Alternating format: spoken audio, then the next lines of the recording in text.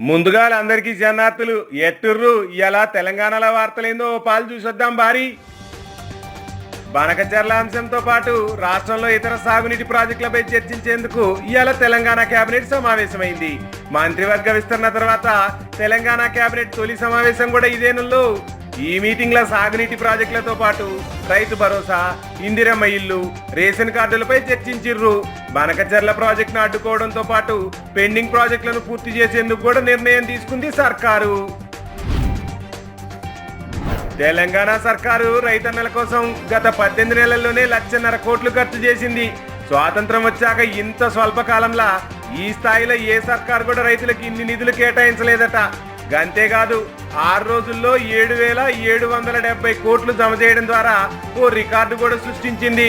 తద్వారా రైతుల ఆర్థిక స్థిరత్వానికి బలమైన పునాది ఎత్తుంది రేవంత్ అన్న సర్కారు. తెలంగాణలో ఏసీబీ మంచి దూకుడు మీద ఉంది.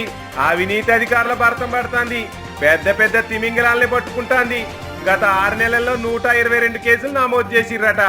గతంలో ఒక అవినీతి అధికారిని పట్టుకోవడానికి సగటున వారం సమయం పట్టేదట. ప్రస్తుతం 4 రోజుల్లోనే అవినీతి అధికారులను పట్టుకుంటుంది ఏసీబీ. దీంతో గజగజ వణుకుతుర్రట అవినీతి అధికారులు. తెలంగాణలో గతంలో ఎన్నడూ లేని రీతిలా ఈసారి భూగర్భ జలాలు అత్యంత వేగంగా పెరిగినాయో దీన్ని మే మిరాకిల్లా చెప్తుర్రు అధికారులు. జయశంకర్ భూపాల జిల్లాలో అయితే ఇక అత్యధికంగా 3.05 మీటర్ల భూగర్భ జలాలు పెరిగినాయట. 15 జిల్లాల్లో 1 మీటర్ కంటే ఎగువకునే నీళ్లు వచ్చినాయట. హైదరాబాద్ పరిధిలో కూడా 0.31 మీటర్లు జలమట్టాలు పెరిగినాయట. ఇక ఓవైపు అవినీతి కేసులు, మరోవైపు ఫోన్ ట్యాపింగ్ ఆరోపణలు చుట్టుముట్టిని కేటీఆర్ కు. ఇక 2 రోజుల నుంచి కేసీఆర్ చాలా సీరియస్ అవుతుండట. తాను వద్దన్న కేటీఆర్ లండన్ పోయిండని సీరియస్ అయిందట పెద్ద దొర. అయితే తాను లండన్ లో తన కార్యక్రమాలన్నీ పూర్తి చేసుకున్నాకే వస్తానని ఈలోపు ఏదైతే అదైందని చెప్పిండట కేటీఆర్. ప్రస్తుతం బీఆర్ఎస్ లో ఇదే ఆ టాపిక్ నడుస్తుంది. ఇక పేద విద్యార్థులకు ఉపాధి కల్పించేందుకు రేవంత్ రెడ్డి సర్కారు చొరవ తీసుకుంది. లైఫ్ సైన్సెస్ విభాగాల్లో వచ్చే 5 ఏళ్ల 50,000 ఉద్యోగాలు కల్పించాలని లక్ష్యంగా పెట్టుకుంది.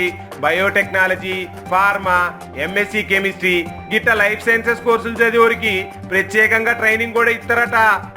ఈ తెలంగాణలో ముచ్చట్లు. మళ్ళా రేపు మరిన్ని వార్తలతో కలుసుకుందాం. ఉంటా మరి. Tata, bye bye.